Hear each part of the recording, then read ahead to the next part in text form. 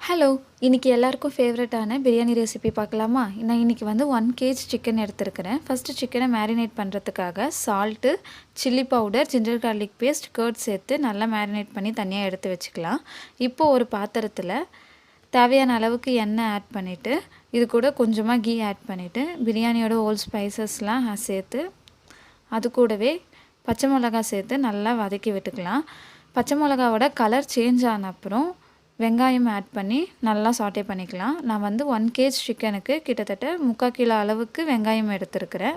வெங்காயத்தோட கலர் வந்து நல்லா கோல்டன் ப்ரௌன் கலர் சேஞ்ச் ஆன அப்புறம் இதில் ஜிஞ்சர் கார்லிக் பேஸ்ட் சேர்த்து திருப்பி கரெக்டாக 1 மினிட்க்கு சாட்டே பண்ணின அப்புறம் ஒரு கை அளவு கொத்தமல்லி, ஒரு கை அளவு புதினா சேர்த்துருக்கிறேன் இதில் நான்.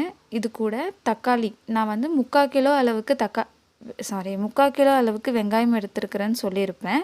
தக்காளி வந்து நானாக 3 தக்காளி மீடியம் சைஸில் தான் எடுத்துருக்கிறேன். ஏன்னா தக்காளி வந்து கம்மியாக சேர்த்தா தான் பிரியாணியோட ஃப்ளேவர் வந்து அதிகமாக தரும். இல்லைனா வந்து தக்காளி சாதம் மாதிரி அந்த தக்காளியோட ஃப்ளேவர் தான் வந்து நம்மளுக்கு அதிகமாக இருக்கும். அதனால் நான் 3 மீடியம் சைஸ் தக்காளி சேர்த்துருக்கிறேன்.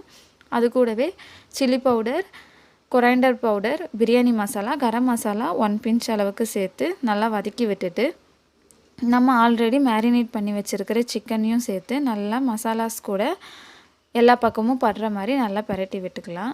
இது கூட லைட்டாக தண்ணி ஆட் பண்ணி மூடி போட்டு சிக்கன் வந்து 80 to 90% வேகிற அளவுக்கு வேக வச்சு எடுத்த அப்புறம் திருப்பி 4 டீஸ்பூன் போல் கர்ட் சேர்த்து எல்லாத்தையும் நல்லா ஒரு வாட்டி கலந்து விட்டுட்டு ஊற வச்சுருக்கிற அரிசி சேர்த்துட்டு இதுக்கு தேவையான அளவுக்கு தண்ணி ஊற்றி தண்ணி நல்லா வற்றின அப்புறம் 15 to 20 மினிட்ஸ்க்கு தம் போட்டு இறக்குனா சூப்பரான பிரியாணி வந்து ரெடி ஆகிடும்.